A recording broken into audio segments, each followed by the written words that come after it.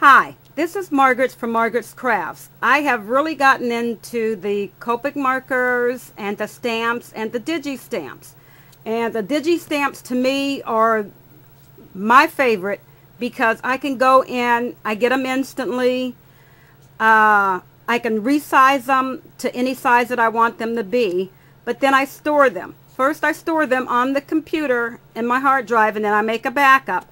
Then the ones that I like, I print out. And then what I do is I have this big 3-ring binder with the page protectors inside.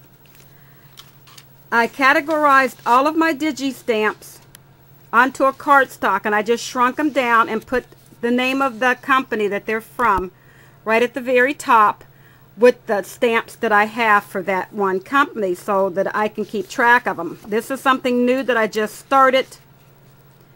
So I don't have all of my stamps in it yet. Okay, the way that I store my digi stamps is I print them out how many that I'm going to use to a page. Sometimes, mainly there are 4. Some of the ones that I know that I'm going to cut out smaller, you know, to place on something, I'll just squeeze in as many as I can with just a little bit around the edge because I'm going to use them. I'm going to just cut those out so it's just a waste. So then what I do is, then I put the name down in the corner of my stamp. I already have it in my catalog with the company. So I put the name of the stamp down in a corner on the outside of the sheet.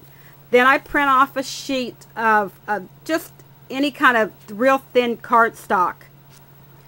What it is a cardstock that I bought to do the digi stamps on. I didn't like the way it did. It bled too much and I just didn't like it. So that's the cardstock I'm using to print off my finished pages.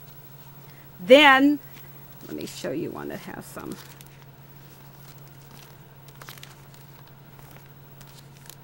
Okay, like this one. This is called Broke Girl. This one is one of the Moe's digital stamps.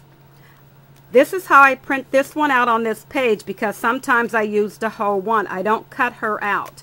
So I want a little bit of border so I can have room to cut her. So she's printed off on a piece of cardstock. Then I only have one per page protector. Then in the back of the page protector, once I print, then I'll print them off on the cardstock that I want to. I'll print that sheet out. Then I'll take my stamps and I'll cut them up into how many that I need, or I'll just cut whatever I need off of that sheet, and I'll put all of my extras back behind the sheet. So in each page, it's the cardstock, and then it's all of the extras that I cut out behind them. It's a very simple way for me. Plus, right at the front of my book is where I keep my catalog of all my digi stamps. They're just a nice small section, and I have these in alphabetical order. And then the way that I have my stamps in here, I have girls, then a section for boys, a section for Christmas, a section for fairies, a section for birthdays, and so on. Then in the very back here is where I keep my greeting card stamps that I have purchased. They stay in this, it's a stamp binder. And I just keep them stuck on there because I like to keep them. This is all like for my card making stuff, and I like to keep it all together. I hope this I hope this helps someone. Thank you.